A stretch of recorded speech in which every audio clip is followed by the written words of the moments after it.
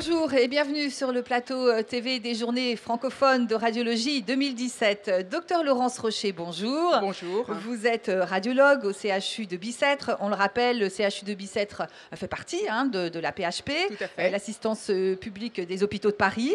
Merci d'être sur notre plateau. On va parler de la place des radiologues dans le dispositif d'annonce. Et ma toute première question, c'est justement quelle est votre place à vous, les radiologues ?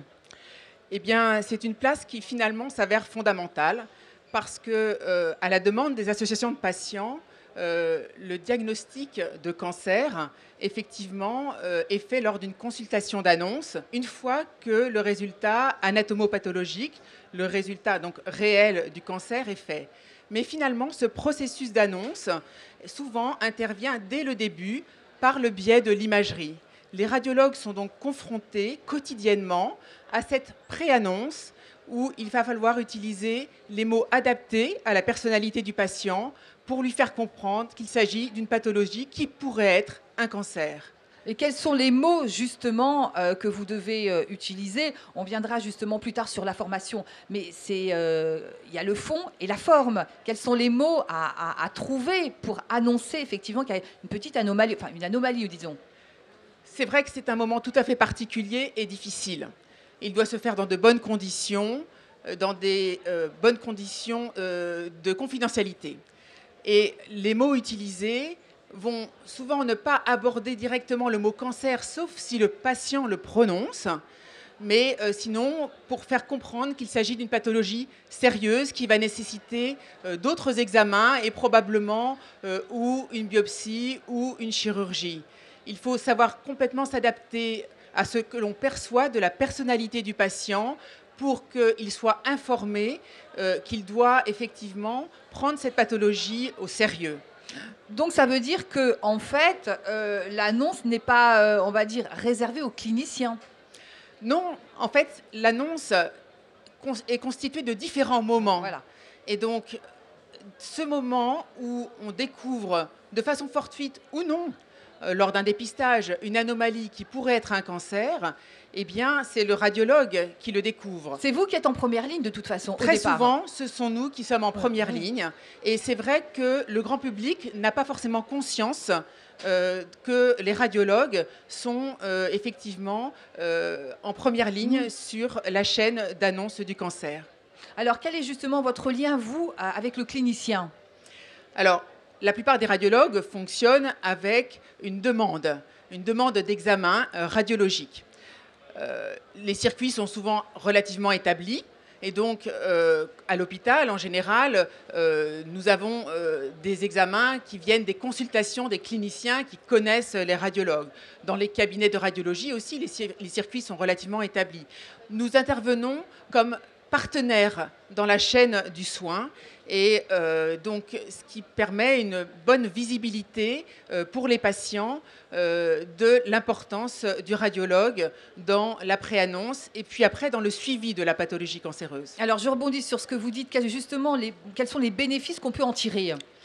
Les bénéfices, c'est effectivement que la visibilité du radiologue sera accrue quand il prend soin de faire des préannonces adaptées, de prévenir les cliniciens, de prévenir le médecin traitant.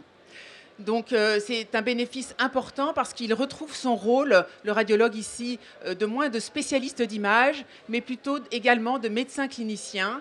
Et il doit inciter bien sûr ses partenaires à faire de même, et en particulier les jeunes en formation.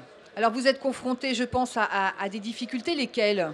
Alors, les difficultés sont essentiellement de l'ordre du temps, puisque une vacation en scanner de radiologie comprend beaucoup de patients, avec en général des patients tous les quarts d'heure, et il n'est évidemment pas possible de consacrer beaucoup de temps lors d'une préannonce, en particulier si celle-ci est difficile. Donc, l'important, c'est que ce soit bien fait.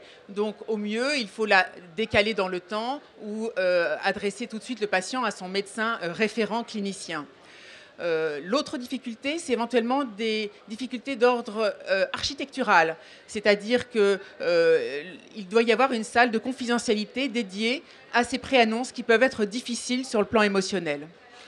Docteur, quel est votre rôle après l'annonce du diagnostic? dans le suivi?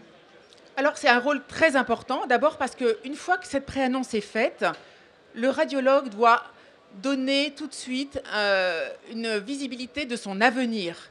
Et donc, son premier rôle, ça va être de dire « je vais prévenir le médecin correspondant, je vais lui envoyer immédiatement le compte-rendu et nous allons vous faciliter la tâche pour que ce rendez-vous soit le plus bref possible. Nous serons à votre disposition pour faire le suivi de la pathologie si finalement ça s'avère être ce que nous suspectons. Et n'hésitez pas à revenir vers nous si vous avez la moindre difficulté dans votre parcours. » Allez, docteur, dernière question. Qu'est-ce qu'on peut dire sur la formation des internes en radiologie, justement, par rapport à toute cette sensibilisation?